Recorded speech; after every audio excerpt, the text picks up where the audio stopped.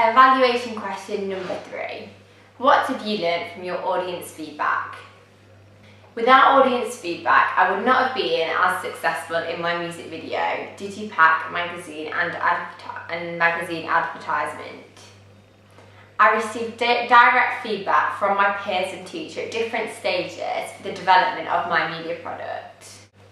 First of all, I talked about my pitch of ideas to my class. If it wasn't for the feedback with the class, I wouldn't have got the idea I got today. At first, my head was set on doing one about children. The lead singer was going to narrate the song and children were going to play it, and that would be a word play and kind of a contextual reference to their name, Kids Love Lies. However, when I fed back to the class on my pitch, only 5 out of 15 of my class liked this pitch. A lot of them said that it would be unrealistic and it would be really hard to film. In my blog, Taylor Swift and Ed Sheeran, they're a pop artist and they did it and it looked really amazing, but they had professional actors as children and it wasn't realistic for me to get children.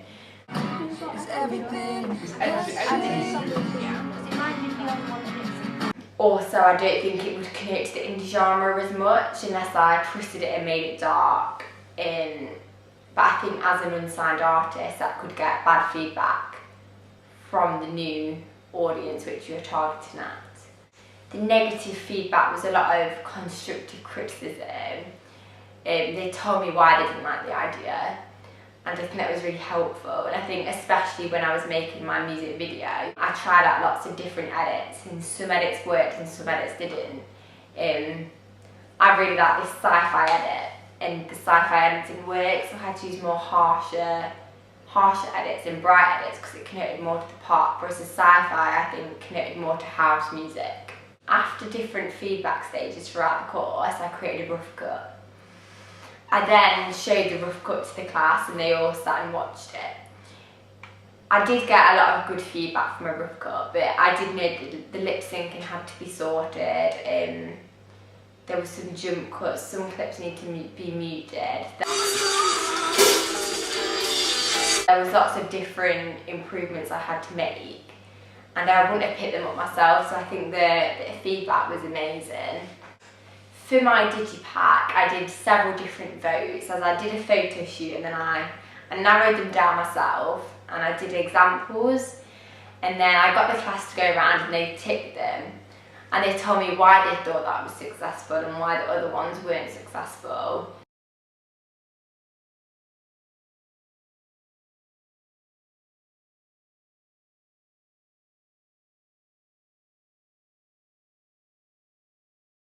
Before choosing my final front cover for my Digipack, I did several different experiments to decide on the best one.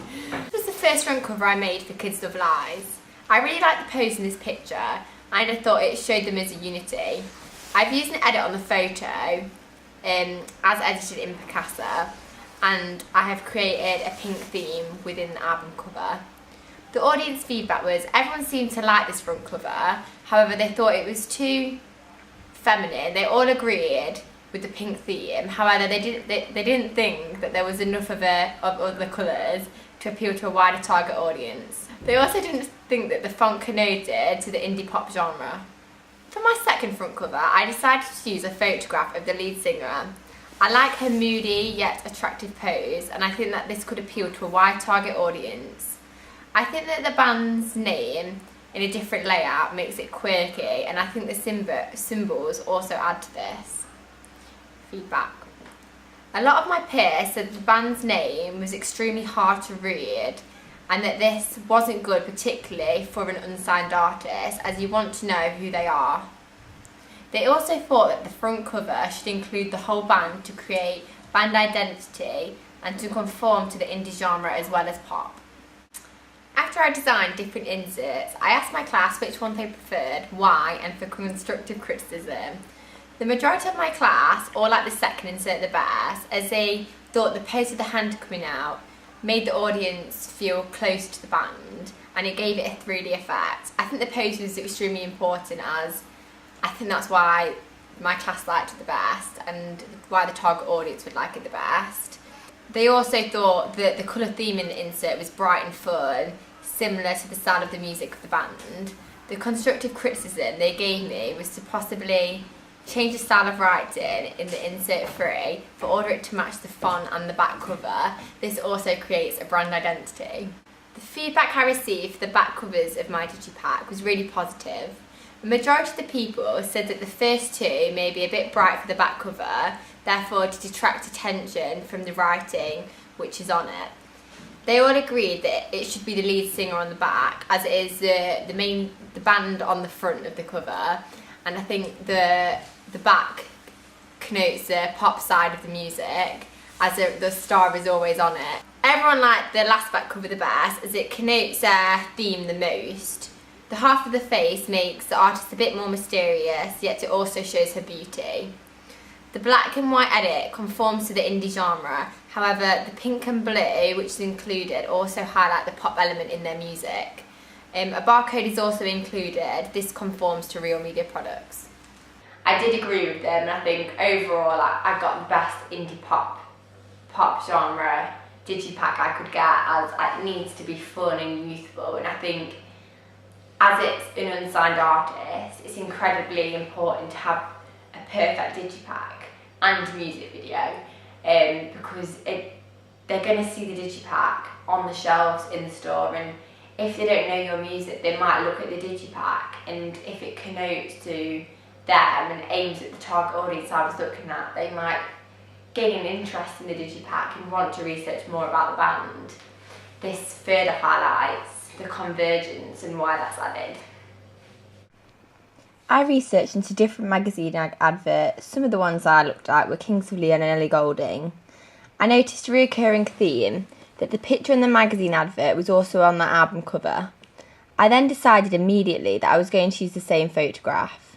This creates a strong brand identity, and I think it's really important that for unknown artists that they are recognisable to the target audience. I play around with different compositions to get my final media product, as I definitely decided I did not want to change the picture, so I didn't bother playing around with that. I looked at fonts and composition.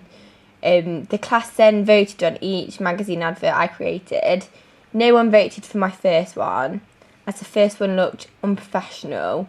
It didn't include the website. I don't think the composition was very clear, and I think this is all needed to promote my band further, especially the website, because my target audience is so young. The internet is in their lifestyle. I don't think the composition was very clear, and I think this is all needed to promote my band further. The second one was a bit better, as it included everything I needed. However, the colour and style of writing needs to stay consistent through my media products. This helps highlight the brand identity. Only 1 out of 15 people like this advert. I think once again it's just about making it look more professional. The last one was a huge success. 14 out of 15 people voted that they liked it the best. I included everything. I included an iTunes badge, a QRC code, a website. I also included 5-star ratings from magazines. My target audience read Q and NME, so with 5-star ratings, it will ensure the audience that this is a good album. I've also included a symbol on top of the album. I think this means Kids Love Lies, but I think it just gives it a quirky edge with the different symbols. The colour's the same, and I've kept the font the same. I think this works incredibly well for consistency throughout all my free media products. I also included italics. I included the single Hex, as Hex is the main selling point as I made the music for it. I looked at lots of different CD covers. I first went onto Word to make my CD cover. I did a pink and black abstract CD with black patterns on with lightning. I thought this was really important, as a lot of the indie genre have abstract CDs. I think it just gives it that edge and makes it a bit more different, which I think the target audience are looking for.